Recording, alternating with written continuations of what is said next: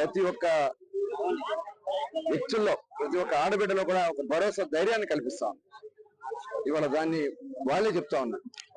అదేవిధంగా ఇవాళ జగన్మోహన్ రెడ్డి ప్రకటించినటువంటి మేనిఫెస్టో ఎత్తిపోయింది. ఎందుకంటే ఇవాళ జగన్మోహన్ రెడ్డి చేతకంతనం వల్లే ఆ మేనిఫెస్టోలో ఏమి చెప్పుకోలేకపోతా ఉన్నాడు ఆయన.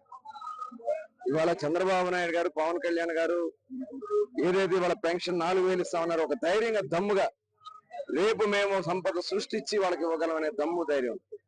ఇవాళ జగన్మోహన్ రెడ్డి 5 సంవత్సరాలు ఒక్క పైసా కూడా ఆదాయ వనరుల్ని పెంచకుండా అప్పులు చేసి ఇవాళ రాష్ట్రాన్ని సర్వనాశనం చేశాడు.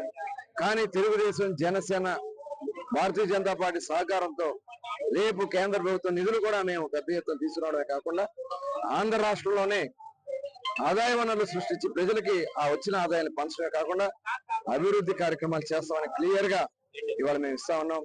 రేపు 30వ తారీఖు తెలుగుదేశం పార్టీ మేనిఫెస్టో, ఆంధ్ర రాష్ట్ర భవిష్యత్తుకి సంబంధించినటువంటి మేనిఫెస్టో ఖచ్చితంగా అది వస్తుంది.